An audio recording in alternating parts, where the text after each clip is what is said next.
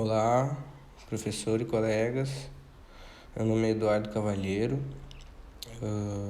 sou aluno do curso de Engenharia de Petróleo da UDESC e vou estar apresentando agora o meu exercício de álgebra linear.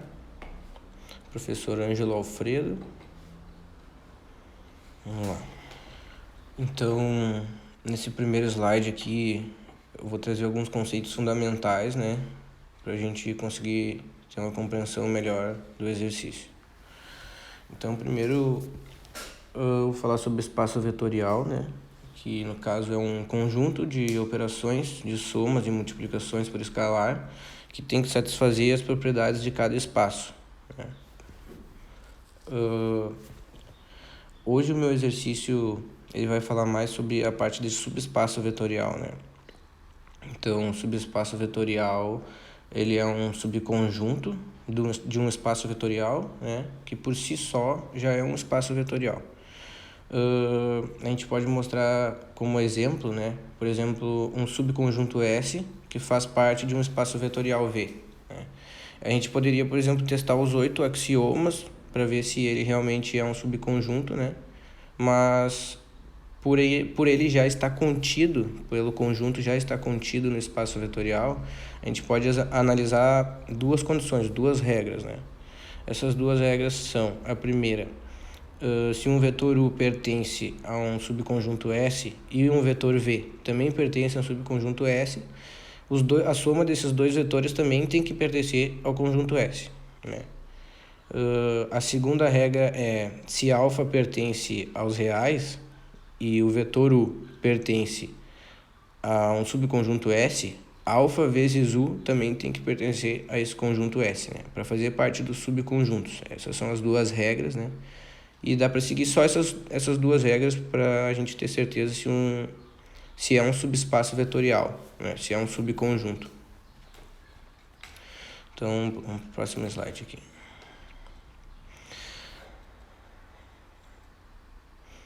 Então, o exercício que eu escolhi pede para descrever 4 subespaços de R3 associados com, primeiro a matriz A, e depois a matriz identidade mais A.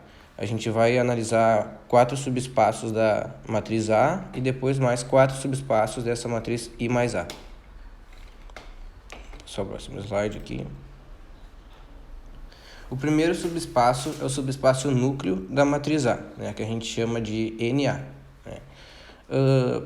O que seria o subespaço núcleo? O subespaço núcleo seria, para a gente analisar esse espaço, a gente tem que ver primeiramente o vetor U, se ele pertence ao núcleo da matriz, como aqui está dizendo para a gente que o vetor U, x, y, z pertence ao núcleo da matriz A, E se ele realmente pertence, a multiplicação da matriz A pelo vetor U tem que nos resultar um vetor zero.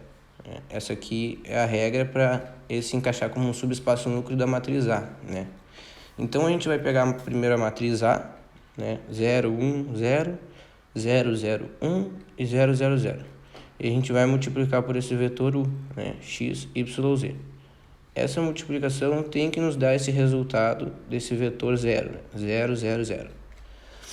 Então, realizando essa multiplicação, a gente vai ver que o que vai nos resultar aqui na primeira linha vai ser y, na segunda vai ser z e na última vai ser 0, Que vai ser igual ao vetor 0, que é nos dado ali como condição. Então, a gente vai analisar e dá para perceber que y é igual a 0 e z é igual a 0, E o x é um número real, Então, na conclusão aqui, a gente vai ter que o núcleo da matriz A é o vetor com as duas últimas coordenadas igual a 0, y e z, pertencendo a esse espaço R3, e x sendo um número real. Então, para ser um vetor subespaço núcleo dessa matriz, obrigatoriamente essas duas últimas coordenadas têm que ser igual a 0. Para ficar um pouco mais claro, tem os exemplos aqui do vetor V e do vetor K. O primeiro não pertence, porque a coordenada Z ali é 1. E o segundo pertence porque as duas últimas coordenadas são 0. Então, esse é o primeiro subespaço de A. O segundo seria justamente o subespaço imagem da matriz A, né, que a gente chama aqui eu chamei aqui de CDA, né, a imagem. E aqui a gente pode analisar que para encontrar um subespaço imagem da matriz, a gente tem que analisar justamente a multiplicação, né, de A vezes U, como a gente fez antes ali. Só que a diferença é que agora o resultado, né, é justamente o subespaço imagem dessa matriz. Então, a imagem do vetor por A, né, vai nos dar esse vetor subespaço aqui, imagem. A gente chama então que o subespaço é a própria imagem, né, e fica o vetor principal, ele fica YZ e 0, pertencendo ao espaço R3, né, e x sendo um número real. Então, para pertencer à imagem dessa matriz, ao subespaço imagem, a última coordenada tem que ser igual a 0. Aqui a gente tem novamente mais dois exemplos, V e K, né? O primeiro não pertence, porque a última coordenada não é igual a 0. E o segundo pertence, né? Que a última coordenada é igual a 0. E se a gente analisar, dá para ver que ele também pertence ao núcleo dessa matriz A, porque as últimas duas coordenadas são 0, né? Esse é o segundo subespaço. Próximo slide aqui.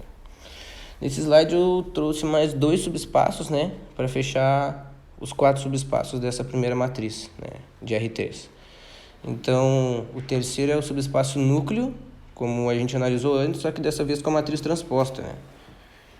Então, se o vetor U pertence ao núcleo da matriz transposta, né, e pertence a esse espaço R3, novamente tem que fazer a multiplicação da matriz transposta pelo vetor U, e a gente tem que ter como resultado um vetor 0, né, que nem foi feito no primeiro subespaço.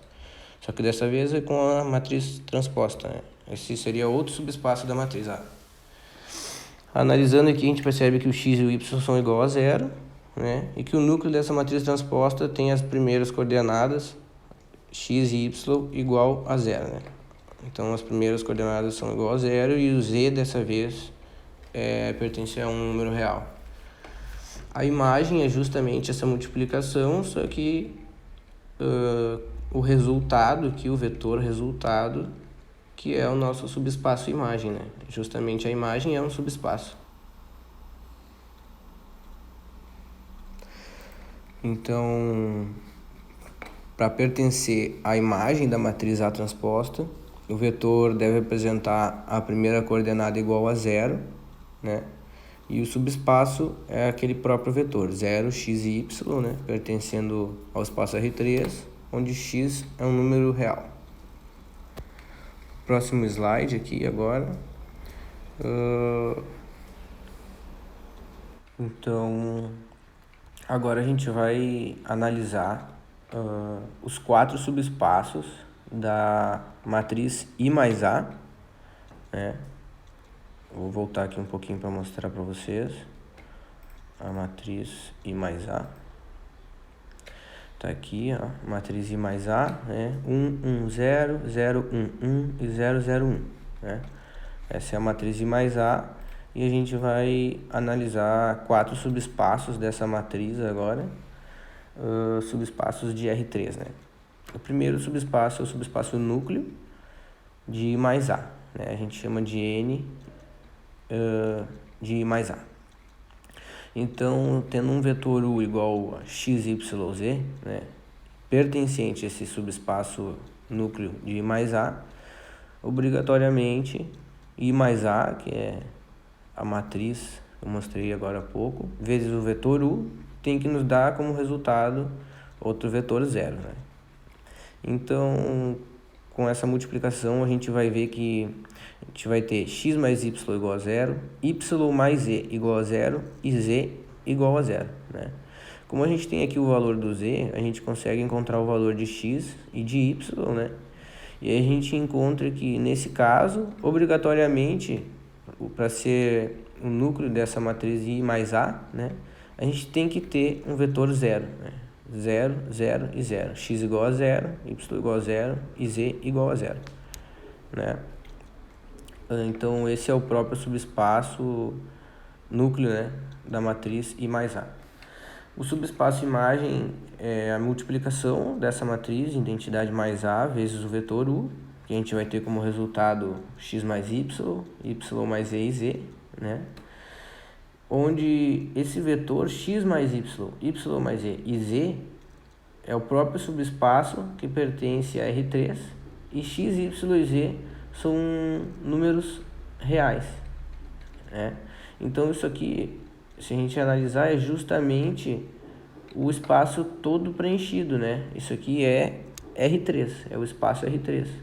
A gente tem aqui para analisar o espaço R3, o que é um vetor ABC, né, pertencendo ao espaço R3, onde A, B e C pertencem aos reais. Então, o resultado, o subespaço imagem dessa matriz é justamente o R3.